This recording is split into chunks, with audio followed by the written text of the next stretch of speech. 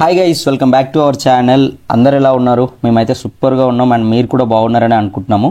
ఈ వీకెండ్ వచ్చేసి మనం కొండాపూర్లో ఉన్నటువంటి అర్ధనారీశ్వర టెంపుల్ని అయితే ఎక్స్ప్లోర్ చేయబోతున్నాము. అంతకన్నా ముందు ఇంతవరకు మన ఛానల్ సబ్స్క్రైబ్ చేయకపోతే ఫస్ట్ సబ్స్క్రైబ్ చేసుకోండి అండ్ ఈ వీడియోని పూర్తిగా చూసి ఒక చిన్న లైక్ చేయండి. అండ్ ఈ టెంపుల్కి ఎవరితో అయితే విజిట్ చేద్దాం అనుకుంటున్నారో వాళ్ళకైతే ఈ వీడియో షేర్ చేయండి. సో సోది లేకుండా let's get in to the video. ఈ టెంపుల్కి ఎలా రీచ్ అవ్వాలంటే హైటెక్ సిటీ నుంచి కొండాపూర్కి వెళ్లే రూట్లో మనకు హైటెక్స్ మినార్ అయితే వస్తుంది. ఆ హైటెక్స్ మినార్ నుంచి మనం లెఫ్ట్ తీసుకొని స్ట్రైట్ 1 కిలోమీటర్ ట్రావెల్ చేసిన తర్వాత మనకి కొండాపూర్ వెళ్ళే లెఫ్ట్ సైడ్ ఇంకొక రోడ్ వస్తుంది, సర్వీస్ రోడ్. అక్కడి నుంచి ఒక 200 మీటర్స్ ట్రావెల్ చేసిన తర్వాత మనకి లెఫ్ట్ సైడ్లో ఈ అర్ధనారీశ్వర టెంపుల్ అయితే ఉంటుందన్నమాట. చూస్తున్నారు కదా, ఈ టెంపుల్ ఎంట్రన్స్ అయితే ఈ విధంగా ఉంది. మనకి లెఫ్ట్ సైడ్ లో కనిపిస్తున్నటువంటి ఈ అమ్మవారి పేరు పెద్దమ్మ తల్లి. అండ్ ఈ పెద్దమ్మ తల్లి వెనకాలనే మనకు ఒక పెద్ద త్రిశూలం కూడా ఉంటుంది, అది కూడా చూపిస్తాను చూడండి.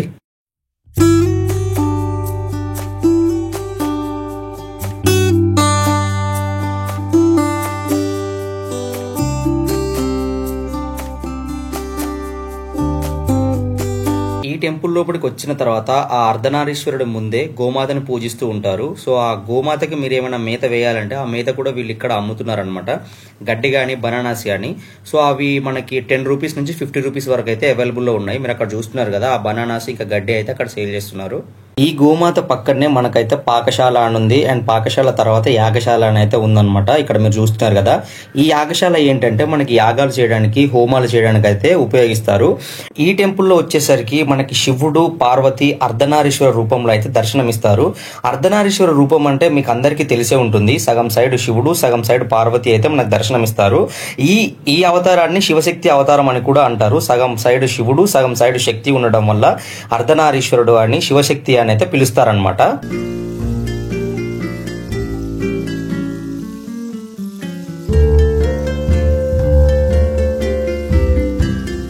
ఇంకా ఈ టెంపుల్లో నాగదేవుడు, ఎల్లమ్మ తల్లి కూడా దర్శనమిస్తారు. మీరు ఇక్కడ చూస్తున్నారు కదా, ఈయన నాగదేవుడు అండ్ పైన మీరు ఆ టెంపుల్లో చూస్తున్నారు కదా, ఆ దేవతనే ఎల్లమ్మ తల్లి. ఈ టెంపుల్లో డైలీ రాత్రి 8 గంటలకైతే అందరి దేవుళ్ళకి, అర్ధనారీశ్వరుడికి, ఎల్లమ్మకి, పెద్దమ్మ తల్లికి అందరికి కూడా నక్షత్రహారతి అయితే ఉంటుంది. అది మాత్రం అస్సలు మిస్ అవ్వకండి. అండ్ ఇప్పుడు మీకు చూపిస్తాను చూడండి నక్షత్రహారతి ఎలా ఉంటుందో చూడండి.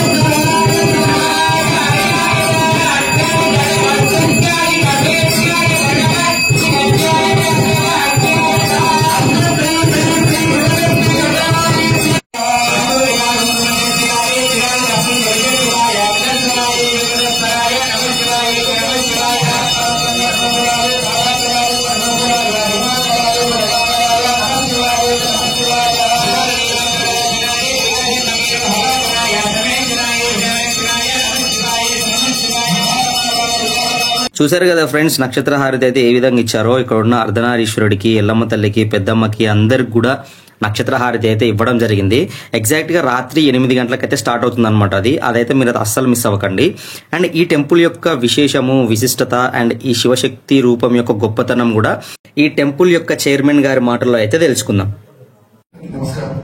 ఓం శివశక్తి. ఇక్కడ ఇంత ముందుకు వచ్చిన వాళ్ళంటే మనకు సైలెంట్ గా ఉంటాడు, ఇక్కడ తెలియని వాళ్ళకి తెలియాలి కాబట్టి ఇక్కడ ఈ ఆలయం కానీ విగ్రహం కానీ మేము అనుభవం చేసింది లేదు, ఎక్కడ లేదని మాత్రం పెట్టింది కాదు.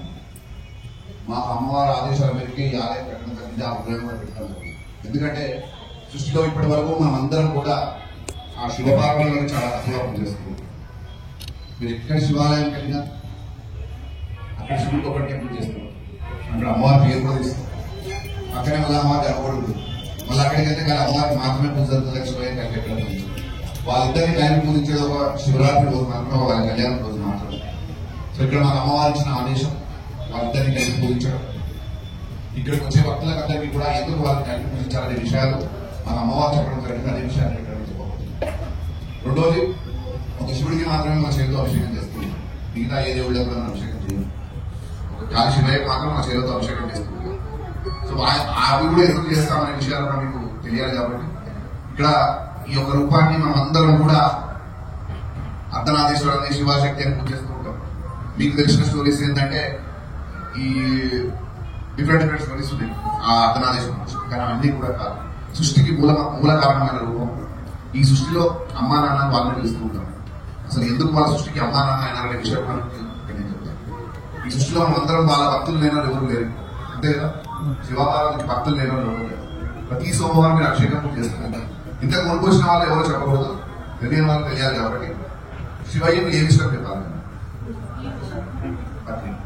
ఇంకా బిల్వపత్రం, అభిషేకం, విభూతి, భస్మం, ఇంకా అమ్మా చెప్పండి ఇంకేమన్నాయా, మారేడ కదా,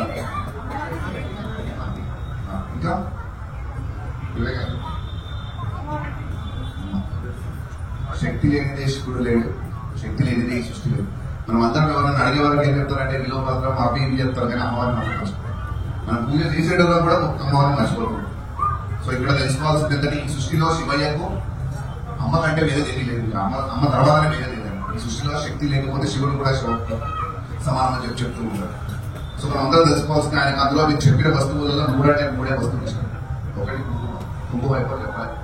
కుంకుమ పెడితే శివుడు రుద్రుడు అవుతాడని చెప్పి మనకు మందులు భయపెడతారు. కానీ మీరు అందరూ అమ్మవారిని ఎంత పూజ చేస్తారు, స్వయాన పార్వతీదేవి ఇస్తారు. ఆ కుంకుమని ఆయనకు సమర్పిస్తే స్వయాన పార్వతీదేవిని తీసుకొచ్చారు. ఎందుకు పెడతాం, అమ్మతో ఆయన దూరంగా ఉంటాడు. మన కోరికలు ఎందుకు తీసుకుంటారంటే అమ్మ తీసుకొచ్చి ఆయన ఇస్తూ ఉంటాడు. ఈ ఆలయంలో కూడా కుంకుమను ఒకసారి ఆయనకు కుంకుమ ఉంటుంది, అమ్మకు పసుపు. పసుపు శివయ్య స్వరూపం, పసుపు శివయ్య స్వరూపం. అమ్మకు శివయ్య స్థానం ఇచ్చిన తెలుసా, అమ్మ పాదాలకు కూడా పసుపు పెడుతుంది, అమ్మ స్థానం పెడుతుంది. మీ అందరూ కూడా పసుపు పాదాలకు పెట్టుకుంటుంది. మీరు కూడా అమ్మవారి స్వరూపాలని కారణంగా ఆ శక్తి ఇస్తుంది. రెండవది భస్మం. భస్మం ఎందుకు ఇష్టం,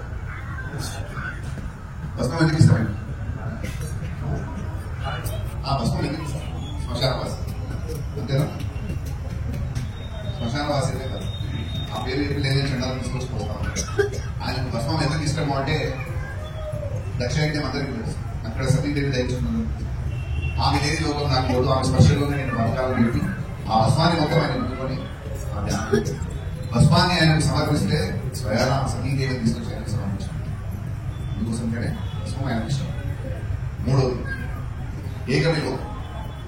ఏకవిభవం శివార్పణ అంటూ ఉంటారు. ఇండిపైన తీసుకొచ్చి పెట్టమని చెప్తుంటారు పంతులు. చాలా ప్రీతికరమైనది, అత్యంత ఇష్టమైనది శివయ్య అని చెప్తుంటారు. ఎందుకంటే బ్రహ్మ విష్ణు మహేశ్వరుడు, లేకపోతే లక్ష్మీ సరస్వతి పార్వతి అంటారు, లేకపోతే వినాయకుడు కృష్ణుడు ఇవన్నీ అంటుంటారు, అంతే కదా. ఏకవిభవం అంటే ఇవన్నీ కూడా కావు. ఏకవిభవం గురించి తెలుసుకోవాలంటే మొదటిగా ఈ యొక్క రూపం గురించి తెలుసుకోవడం చాలా. ఈ యొక్క రూపాన్ని మనం అందరం అర్ధనారీశ్వరుని శివశక్తి అంటుంటాం. కానీ మరి మనం అందరం అంటే ఒక శక్తి పుట్టింది, ఆ శక్తికి బ్రహ్మ విష్ణు మహేశ్వరుడు అంటుంటాం. కానీ మళ్ళీ వీళ్ళే ఈ సృష్టికి అమ్మా నాన్న అంటుంటారు. మరి ఎలా ఏది మరి నిజమైనది ఏంటంటే ఈ సృష్టికి అమ్మా నాన్నలు వీళ్ళే. ఆది పరాశక్తి అంటుంటాం మనం. అన్ని కూడా మనకు ఆ శక్తి నుంచి అన్ని వస్తుంటాయి. ఆది పరాశక్తి. ఆది అంటే శివయ్య, పరాశక్తి అంటే అమ్మ. ఈ సృష్టికి అమ్మా నాన్నలు వాళ్ళే. మరి ఈ సృష్టికి అమ్మా నాన్న నేను చెప్తున్నామా మీకు, మరి ఎలా అయితే తెలుగుతున్నాను. మన అమ్మా నాన్నల నుంచి మనకు అందరికి ఏదో ఒక కోరికలు వస్తాయి కదా. ప్రతి ఒక్కరి అమ్మా నాన్నల నుంచి ఏదో ఒక కోరికలు వస్తాయి. మరి ఈ సృష్టికి అమ్మా నాన్నలు వాళ్ళ నుంచి కూడా మనకు ఆ కోరికలు రావాలి. ఒక్క విగ్రహాన్ని మీరు కరెక్ట్గా గమనిస్తే ఈ సృష్టిలో ఉన్న ప్రతి ఒక్కరు ఆడగాని మొగగాని తేడా కూడా ఒక శరీర భాగాలు ప్రతి ఒక్కరిలో ఉంటాయి. మన అందరిలో మీరు ఒకసారి ఆ విగ్రహాన్ని కరెక్ట్గా గమనిస్తుంది. ఈ సృష్టిలో పుట్టిన ఆడ కానీ మగవాళ్ళు కానీ ప్రతి ఒక్కరిలో ఆ శరీర భాగాలు ఉంటాయి. మీరు ఒకసారి విగ్రహాన్ని గమనించండి. ఎవరికైనా ఏమైనా అర్థమైనా లేదా? మీ శరీరాన్ని 2 భాగాల మీద విభజించుకోండి. విడిగొచ్చి అర్ధనారీశ్వర రూపంలో ఊహించుకోండి. కుడి పక్కన శివయ్య భాగం అయితే ఎడవ పక్కన అమ్మవారు. ప్రతి ఒక్కరు ఆడవాళ్ళని మగవాళ్ళు. కుడి పక్కన అందరు బాగా ఉంటారా?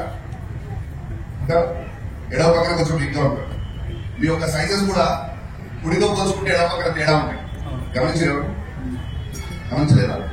ఆడపిల్లలు అయితే గాలు చేసుకున్నప్పుడు అర్థమవుతుంది. రైట్ హ్యాండ్ అయితే ఎక్కుతుంది, లెఫ్ట్ హ్యాండ్ కూర్చుగా ఉంటుంది. కొట్టేసి వేసుకున్నప్పుడు మీకు అర్థమవుతుంది. రైట్ హ్యాండ్ రైట్ కావడం, లెఫ్ట్ హ్యాండ్ కూర్చుగా ఉంటుంది. అర్థమైనా? గమనించినా? మీరు గమనించండి. ఇదే దర్శనం అర్ధనారీశ్వర రూపమే మన శరీరము. అర్ధనారీశ్వర రూపమే మన శరీరం. ఒకసారి విగ్రహాన్ని మీరు గమనిస్తే వాళ్ళ చేయని గమనించండి. మీకు అర్థమవుతుంది. శివయ్య ఎలా చేయాలా ఉంది? కొంచెం బలంగా ఉన్నాడు. అమ్మ మాత్రం కొంచెం జ్ఞాపకం. ఇదే దర్శనం ఆ అర్ధనారీశ్వర రూపమే మన శరీరము. ఈ సృష్టికి అమ్మా నాన్నలు అనడానికి అదే దర్శనం. ఈ సృష్టిలో వాళ్ళ శరీరమే మాత్రం లేదు, వాళ్ళ రథంలోనే మనం బతుకుతున్నాం. మన తాతల ముత్తాతల నుంచి ఇప్పటి వరకు మన తాత వాళ్ళ అమ్మా నాన్న అలాగే ఉన్నారు, మన అమ్మా నాన్న అలాగే ఉన్నారు, మన పిల్లలతో అలాగే ఉంటారు. శివపార్వతుల తత్వంలోనే మనం ఉంటున్నాం. ఆ తత్వం ఎలా ఉంటుంది? దానికంటే ముందు ఏకవిలం గురించి చెప్పి మీకు ఆ తత్వం గురించి చెప్తాను. ఏకవిలం గురించి వచ్చే వరకు ఇటు పక్కన గురించి కొటేషన్స్ నేను చదివిన లేదండి. ఇటు పక్కన కొటేషన్ ఉంటుంది. అతను పుట్టుక లేని వాడు ఆమె పుట్టుక మహాపురాణం.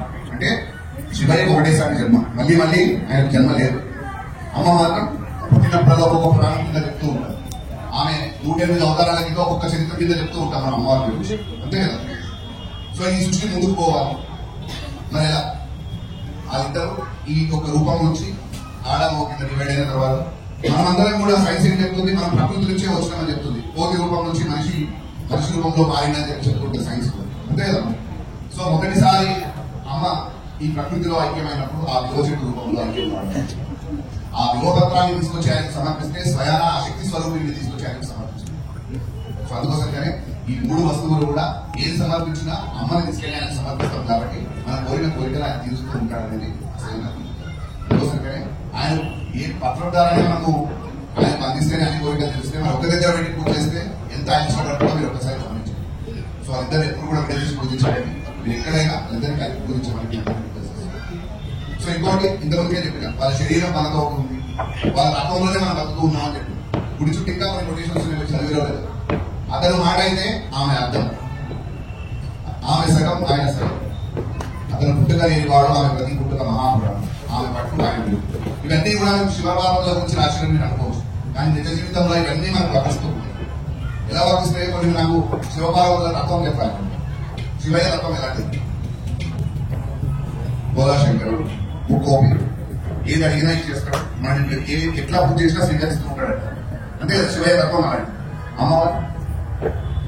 అమ్మవారిని నవరాత్రుల్లో చూస్తుంటారు. చాలా స్ట్రిక్ట్ గా ఉంటుంది అమ్మవారు.